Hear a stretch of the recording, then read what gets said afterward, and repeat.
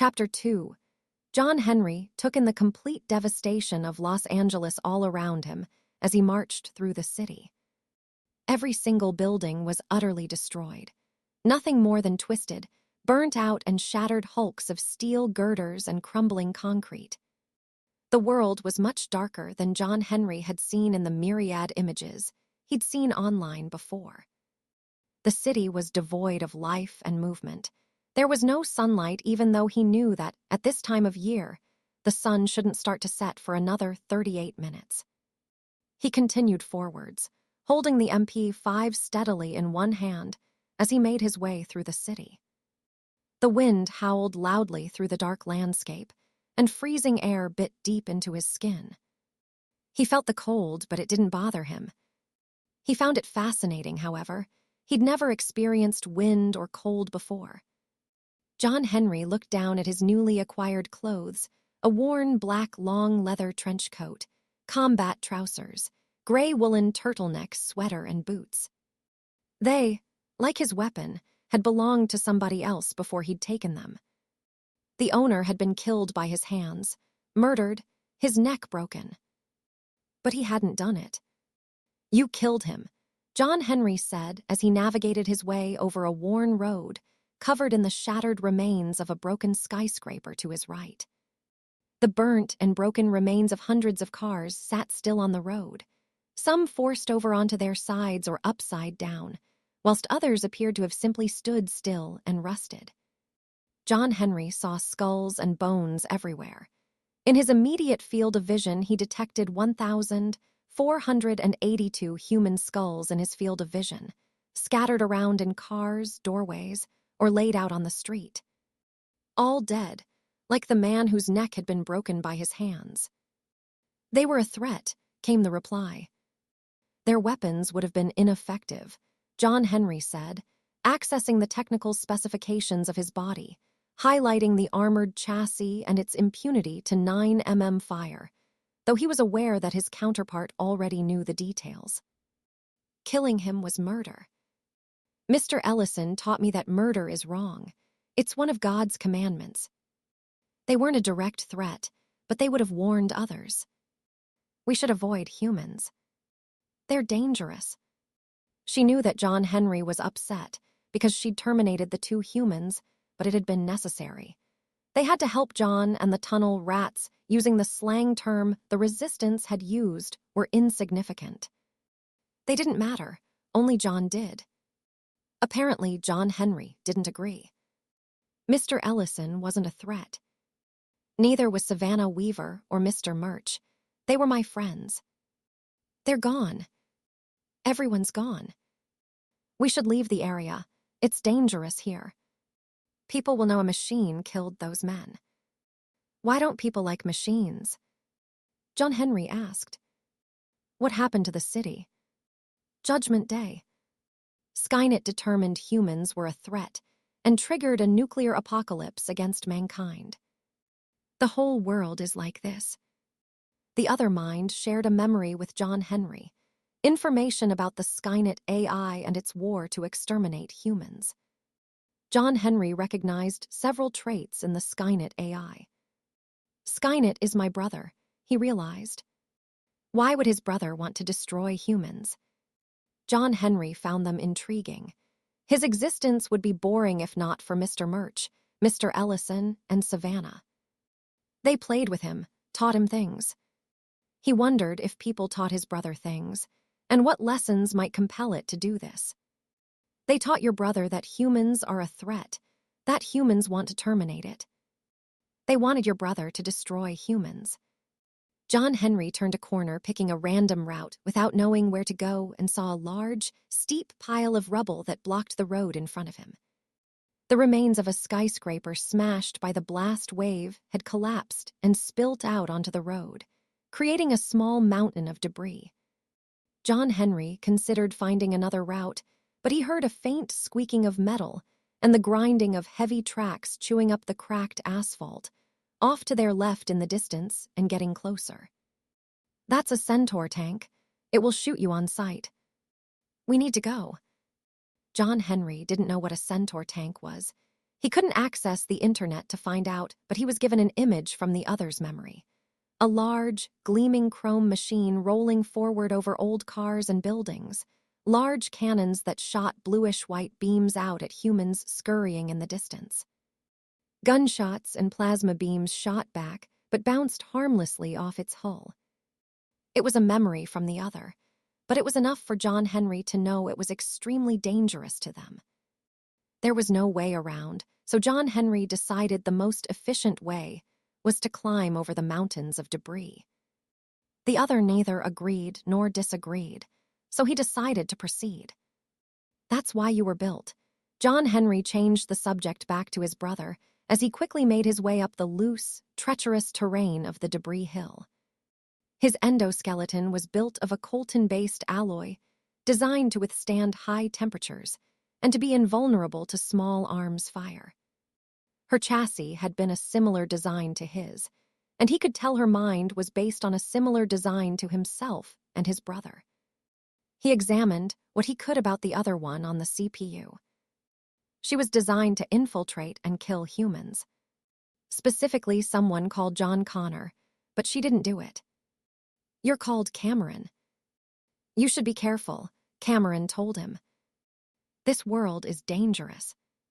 Humans aren't the only threat. Machines will attack you too. You've been here before. Yes, Cameron answered. We need to find John. We can help him fight Skynet. Everything that John Henry heard and saw, Cameron saw too. John Henry reached the crest of the debris pile and saw metal figures vaguely resembling human skeletons marching in the distance. Cameron took immediate control and forced John Henry to crouch low and zoomed in on the threats. She shared her threat assessment with the AI sharing her chip. 2 endoskeletons, 500 meters away. Threat high. What are they? John Henry asked. Patrol machines. Endoskeletons. They're armed with plasma rifles. We need to be careful. John Henry and Cameron watched through the same pair of eyes as the endos patrolled. The pair of them each wielded a plasma rifle and marched down the long, straight road towards them. The 9mm rounds fired by their MP5 wouldn't damage the endoskeleton's tough armor. Cameron, still controlling the body, noted the direction they were marching in and predicted their route. If they continued, they would climb the other side of the rubble pile and march straight into them. Hide in the rubble. Cameron gave control of the body back to John Henry, and he followed her instruction. He pulled up a large slab of concrete the size of a single mattress and started to pull out pieces of steel and bricks. Both of them felt the sharp, jagged ends tear into the skin and felt the warm blood trickle out of several cuts in John Henry's hands and wrists. He found the sensation of physical pain through organic nerves to be very interesting, but Cameron was accustomed to taking damage.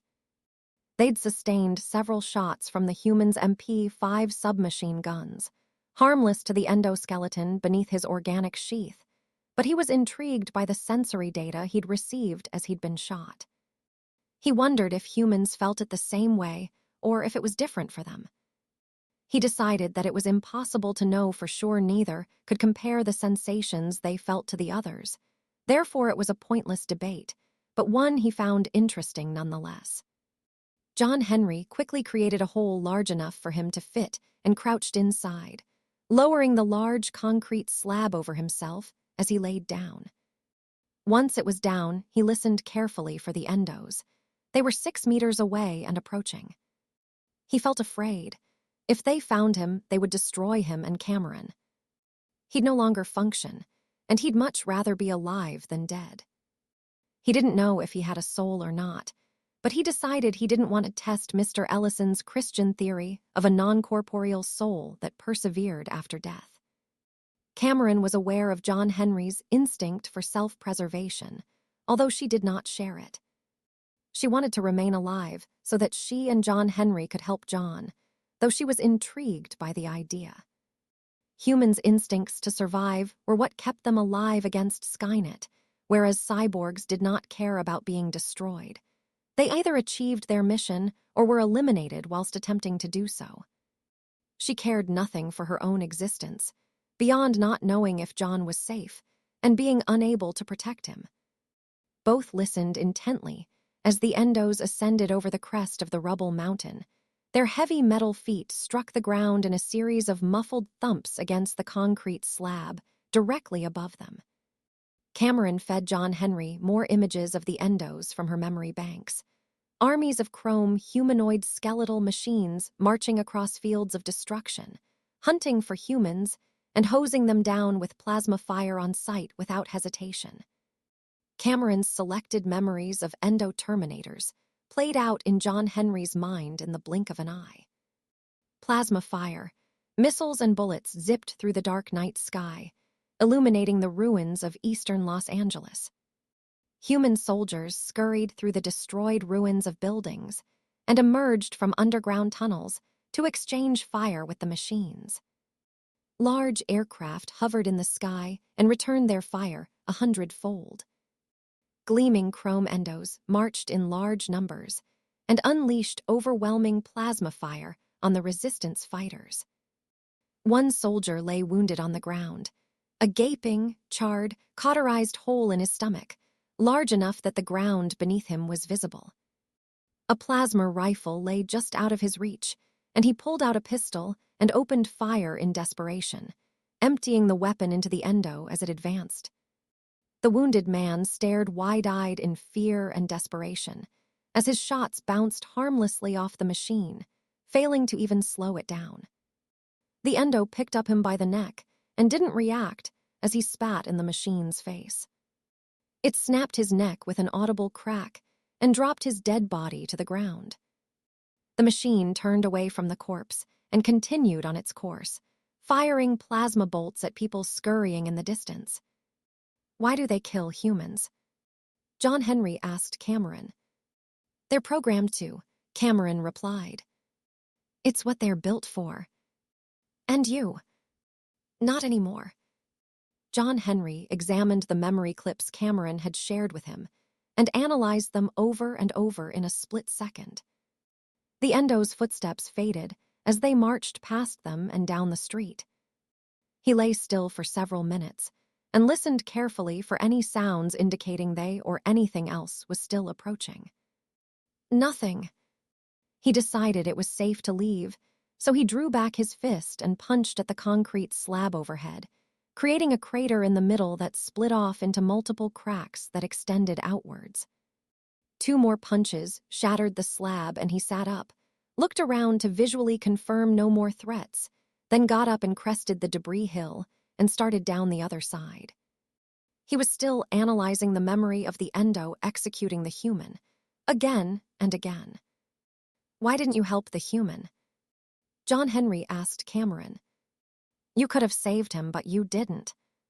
"He wouldn't have survived," Cameron answered simply. "And I was protecting John. Firing on the Endo would have compromised our position." Mr. Ellison said human life is sacred. John's more important. Everyone else is secondary. She didn't have to add that that included herself and John Henry, that she'd sacrifice them both to protect John without hesitation. John Henry didn't know why Cameron considered humans to be expendable when she was committed to protecting just one. He didn't understand who John Connor was or why he was important, only that many people in 2009 wanted to find him, Catherine Weaver and the FBI included. He would ask Cameron later, but for now something more pressing concerned him. "Where do we go?" he asked her as he marched down the street, leaving the rubble pile behind him. It was now dark outside, and the sky was pitch black, but the infrared-based vision of his body's ocular sensors enabled him to see very well. He wondered if Cameron saw like that out of her old body's eyes, or if it was different for her. Serrano Point, Cameron told him. John's forces would have captured the plant in 2026. She didn't need to give John Henry its location. He knew where Serrano Point was and how to get there. They were currently 114 miles from the plant. If they were careful to avoid machine patrols, They could reach the plant without being detected. John would know who they were and let them in. Then they could help him to beat Skynet. John sat in the same chair he'd been placed in before. Kyle sat opposite him on the other side of the desk, and an armed guard stood behind John, shotgun in hand. He'd cried himself to sleep in the darkness every night for days as it had hit home, how alone he truly was. Everyone was gone, and these people were the same, but not.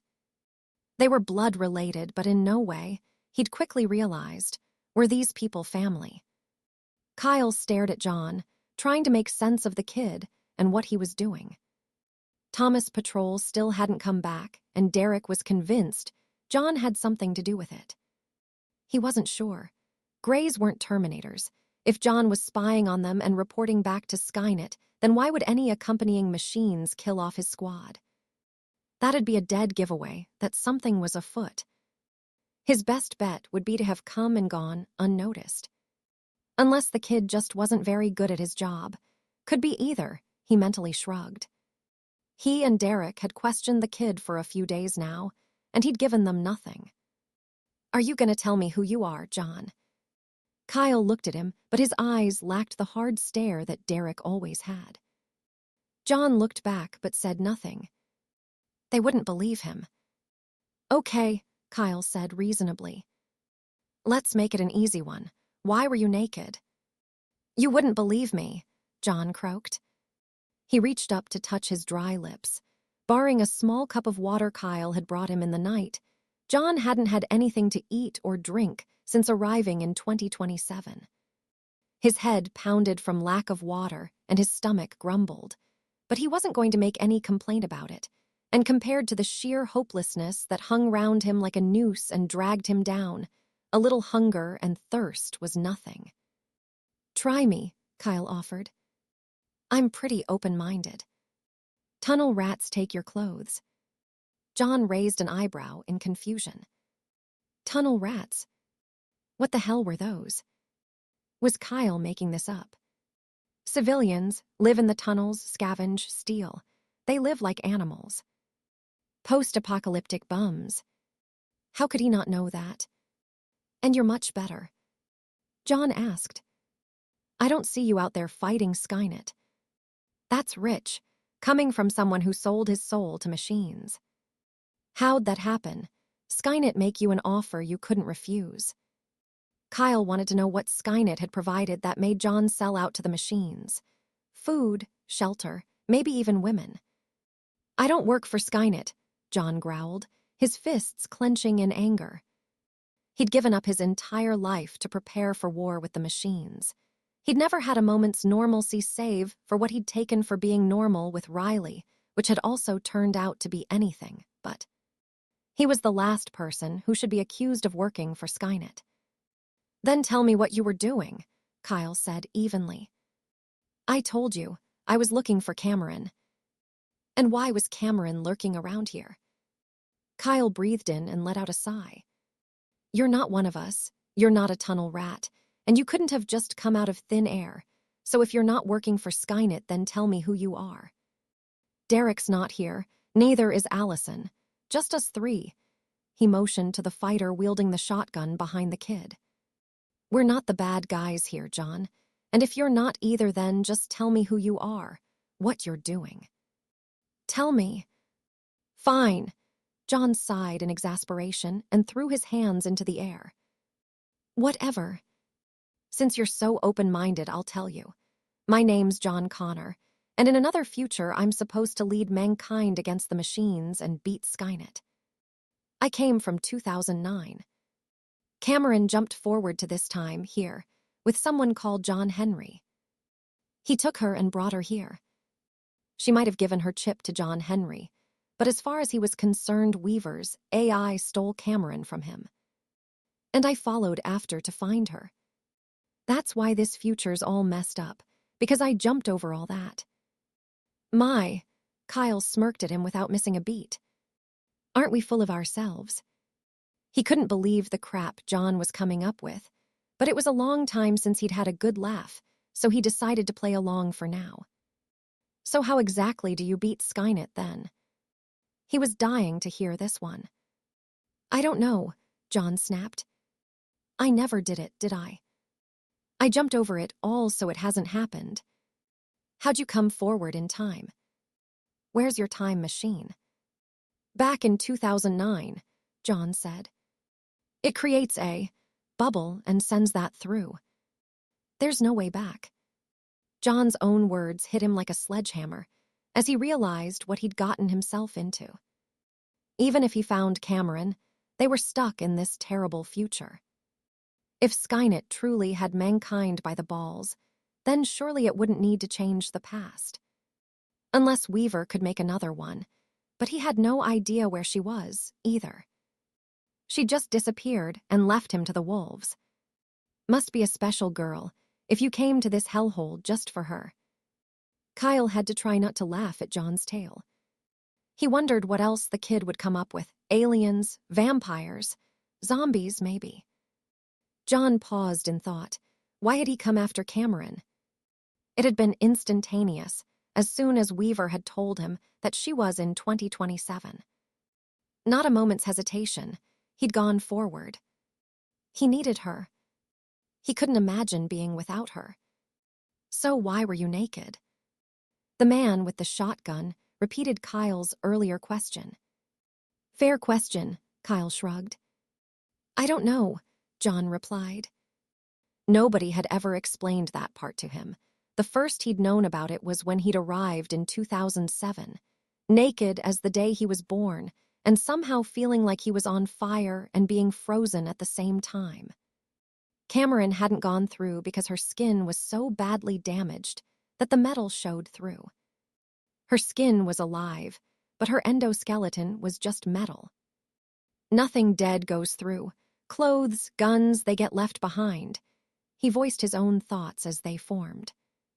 I gotta say, John, that's a pretty stupid way to build a time machine if you can't go back and you can't bring anything with you. I didn't build it. John exploded out of his seat, sent the chair clattering to the ground, and slammed his fists on the desk, cracking the old wood.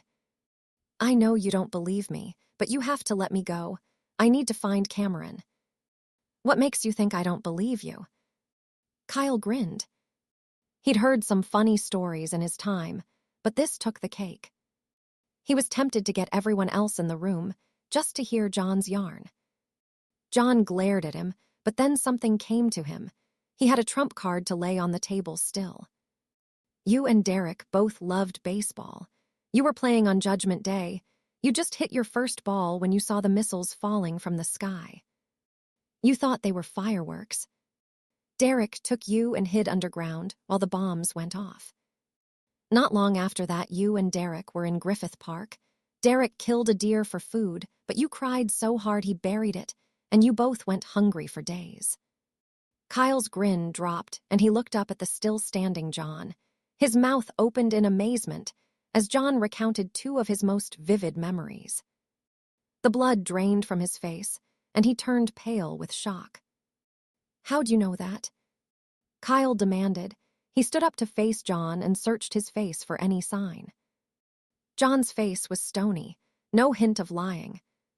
John's green eyes bored into his with an intensity Kyle had only ever seen in Derek. How'd you think? John asked. I'm from the past. I came here to find Cameron, and because I did the futures all messed up. None of this should be happening. That's enough. Kyle snapped back. He didn't want to hear any more from this freak. He'd only ever told Allison about the deer, and there's no way Allison could have seen this kid before. How the hell did he know the things he did? Thomas, this is Evans. Report. What's your position and situation? Thomas, come in. Rick Evans sighed in resignation and placed the radio down onto the table. He'd been on the radio for hours trying to raise Thomas Patrol, to no avail. The patrol had been overdue for days now. Anything could have happened to them in that time. How long are we going to keep this up for? Evans asked his opposite number sitting on a rickety old wooden rocking chair. Mike Cho, The soldier who'd first spotted John Connor rocked in the chair and fiddled with the barrel of his plasma rifle leaned against the wall to his right. Neither man looked very interested in what they were doing. They were assigned joint guard/radio duties, keeping an eye out for anyone or anything approaching and keeping an ear out for Thomas' squad. "Until they come back, or we find out what happened to them, I guess," Mike replied. "I don't want to say it, Mike, but they gotta be dead by now." "Jesus, Rick. They're our friends. Don't say shit like that." Evans shook his head and leaned forward, propping his left elbow on the desk and leaning into his hand, rubbing his temple. He didn't want to think of it either, truth be told. "I know, Mike, but you didn't see Manny and Gus out in the tunnel, necks snapped like that. They're dead. 99% sure Thomas' squad is dead, and that little bastard you found is involved. Why the hell don't we just drag him out and blow his head off?" "I'm not dead," a voice replied as a bald, middle-aged man entered the tunnel from around the corner. He stood tall at 6'4", wearing a tattered green jacket and black combat trousers, and wielding a plasma rifle in one hand. "Thomas." Evans looked up at him with widening eyes. "Where the hell have you been, man? Where's your squad?" "Dead," Thomas answered blankly. He looked at Evans, and then his head swiveled right towards Cho, his face blank and serious. "What happened?" Cho asked, standing up out of his chair. Thomas saw that Cho was away from his weapon, snapped up his plasma rifle into firing position, and took aim at Cho, stopping the fighter in his tracks as his brain caught on to the fact his friend was aiming a weapon at him. Thomas fired a blinding burst of blue-white plasma that exploded out the barrel and blasted through Cho's chest, boiling the tissues, bones, and organs away in an instant. Cho opened his mouth and silently cried out, his lungs burnt away by the white-hot, heated plasma. His eyes rolled back into his head, and he fell backwards. "What the fuck?" Evans shouted out and reached for a sidearm at his leg. Thomas turned his trunk towards the other soldier and unleashed another superheated beam of plasma into his head. His eyes melted in an instant and ran down his burning face along with his skin a fraction of a second later. The shot penetrated his skull and vaporized his brain inside, and went straight through into the wall behind him, exploding in a shower of red brick dust. Evans' near-headless corpse fell to the floor. There was surprisingly little gore due to the heat of the plasma fire. Thomas passed by Cho's body and picked up the plasma rifle leaning against the wall. With both weapons in hand, Thomas marched forward into the basement complex and spotted 13 human targets in immediate sight. Both plasma rifles pointed forward and opened fire. Rapid single shots struck fighters, melted flesh and bone and shattered walls and equipment behind them. One soldier rolled behind a pile of drums and shouldered an AK-47, switched the fire selector to full auto, and loosed a long burst at Thomas, shredding his skin but failing to stop the man. Gleaming chrome shone through the bloodied holes, gouged by his rounds. Metal! Derek entered the main chamber and dived under a hail of plasma rounds, rolling to a stop behind a brick wall to the right of the machine. They'd got Thomas. He couldn't believe the machines had managed to take Thomas' squad and replace him with a machine in so short a time, but he couldn't think of that right now. "Giles, Saunders, get your damn plasma rifles on the thing." "Short, Mason. Grenades."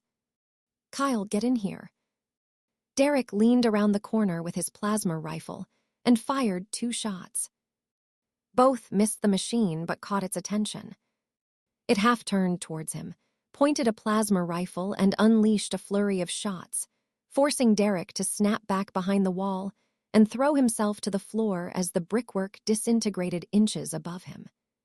He felt the sheer heat from the shots that had missed him by inches, and his skin was already starting to blister in places. Shit.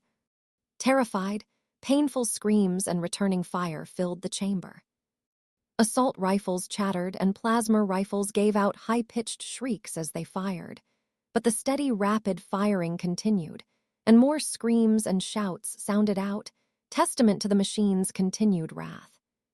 2 men fired long bursts at it. Their rounds struck its chest and pushed it back, giving off a stench of burnt, melted skin and metal. The machine remained upright and pointed both weapons at them. Their bodies withered and fell under the sustained dual-energy fire. Derek cursed as he watched them be blasted apart. How the hell were they going to survive this? Kyle heard the din of gunfire and shouting and screaming coming from outside, along with the terrified screams of metal. That rang through the air. He heard shouts and cries, and the shrieking of plasma fire mixed in with staccato bursts of automatic fire and the pops of shotguns firing hopelessly. A grenade exploded outside, and the room rocked. Brick dust rained down upon Kyle, John, and the other soldier in the room. "Go help them." Kyle ordered the man standing guard over John. "What about the kid?" he asked. "I'll take care of him, just go. Get to the armory, grab the M32 and my rifle. I'll be right there." The soldier nodded and ran out of the door, disappearing into the din and leaving Kyle alone with John. "You led them here," he pointed a finger at John. He'd been willing to hear John out, even heard his crazy story about time travel and humored him, but Derek was right. The kid was definitely working for Skynet, had led the machines right to them. He picked John up by the lapels of his jacket, lifted him off the chair, and slammed him back into the wall. "You bastard," he snarled. Flecks of spittle flew into John's face. "You killed us, John Connor. You. If we make it through this, we're gonna nail you to the goddamn wall." John watched his not-father raging at him, murder in his eyes, but he didn't say a word in his own defense. Anything he said now would just incriminate him further. Another explosion rocked outside, and Kyle looked backwards as the door to their room blew open. John saw no choice. Even if they dealt with the machine, he'd be their next target. They'd never believe he was innocent now. He pushed forward and screamed out in rage as he slammed his forehead into Kyle's nose. The younger Reese cried out in shock and stepped backwards, but John slammed his fists against Kyle's face and stomach, shoved him against the wall and kneed him hard in the balls, doubling him over as pain racked his body. John brought his elbow down on the crown of Kyle's head, and the man who wasn't his father dropped to the floor with a low groan and lay still. "I'm sorry," John muttered as he fished through Kyle's pockets. He found a flashlight in one thigh pocket and pulled it out. He pushed the door aside, slipped out and saw flashes of plasma fire. Explosions flared through the large main chamber, and the machine was instantly obvious. Half its face was missing, and a bright red orb glowed brightly in the darkened basement. It fired a pair of plasma rifles at the remaining soldiers, but John couldn't tell how many of them were left. He heard Derek shouting orders at the rest and firing a plasma rifle at the Terminator, but its own fire was so devastating that Derek couldn't even take the split second to aim a proper shot. "Grenade!" Allison screamed and fired her M79 at the machine. The round smashed into its chest with an orange-black eruption of flame and smoke and knocked the machine backwards onto the ground. "Quick, before it gets back up!" Derek shouted out as he moved forward with his plasma rifle. Allison hurriedly snapped open her launcher and fumbled with another 40mm explosive round. The machine sat upright and raised its one functional arm at Allison. She dived out of the way before it fired, but a soldier next to her wasn't so lucky. The blue-white bolt of superheated gas struck the soldier's own rifle, and the weapon exploded in a spurt of boiling plasma that melted his flesh and burnt all the way through to the bone. John saw the machine rise back up to its feet as its latest victim screamed and fell. He saw that the machine was only clutching one plasma rifle now. Its right arm was shredded, and hung loose and immobile from the shoulder joint. Its clothes and skin were almost entirely burnt away on its front and dented. Cracked and blackened metal showed through. The machine was turned away from John, and everyone else was scurrying out of its line of fire. The exit was clear. John seized his chance and ran past, behind the machine as it concentrated on the armed humans rather than the unarmed John Connor. He sprinted out of the main chamber and past the fallen bodies of 2 soldiers at the entrance. He ignored the pain in his bare feet as he ran over sharp, loose stones and pieces of concrete. John did what he'd been trained to do for years. He left everyone in the basement behind, and he ran. He was dead if he stuck around any longer, no matter who won that fight. John ran out into the tunnels and kept going, his feet splashed through freezing, dirty water. But he ignored the wet and the cold, concerned only with getting the hell away from the basement. The more distance he put between them and him, the better off he'd be. He continued on, even when his lungs started to burn inside his chest. He had no idea where he was going, having been blindfolded and frog-marked on his way to the basement, but he carried on running through the darkened tunnel. The only sounds were his heavy breathing and the soft patter of his bare feet on the concrete floor. John turned on the flashlight and let out a weak beam to guide his way through the dark passage. After what felt like an eternity, John stopped to catch his breath and leaned forwards, gulping down deep mouthfuls of air to cool his burning chest. Despite the cold, beads of sweat trickled down his forehead and temples. John heard footsteps in the darkness and whirled around, shining the light on a large man with a long, scraggly brown beard and scruffy, unkempt hair. 2 more men were with him, one skinny and tall with a black bushy beard, and the other shorter and with a long, gray, greasy ponytail that hung from the back of his head, both dressed in rags, and all 3 of them stank of sweat, shit, and piss, among other things that John didn't even want to guess at. They looked like many a drunken bum who'd hung around boozed up or stoned in the back streets of L.A. "Hey, kid, that's a nice jacket."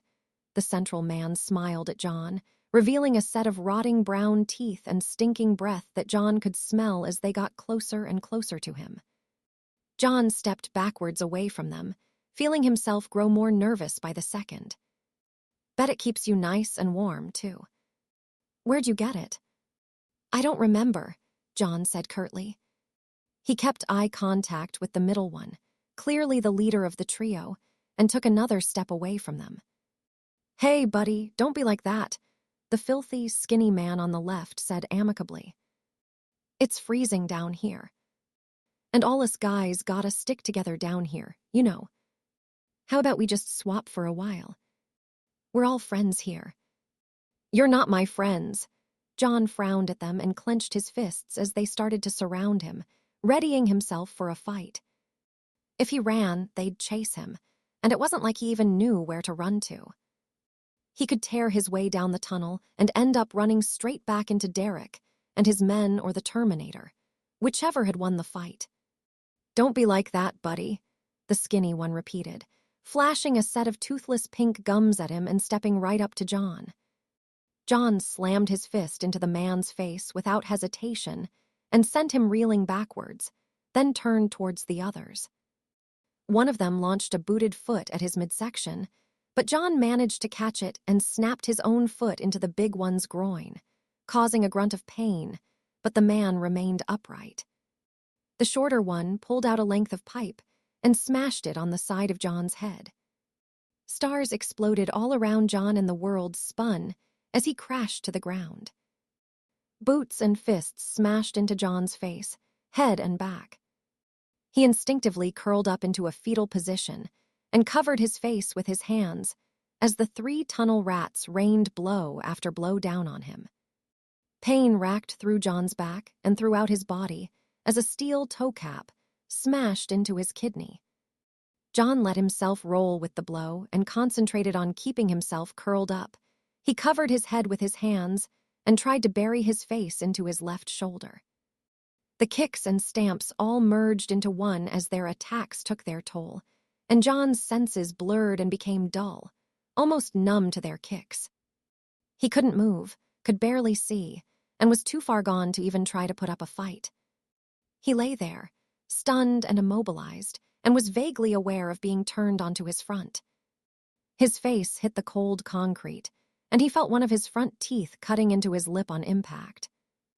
Warm blood tricked from his mouth and oozed onto the ground. He felt his arms being pulled up, and then bitter cold started to bite at his skin as the jacket was removed. The kicking started again in earnest against his back, and he felt the world getting heavier and darker. Oblivion called out to him, and somewhere inside him he knew he shouldn't give in, but he just didn't have the energy to get up or even keep his eyes open. Something hard smashed into the side of his face, and the world faded to black.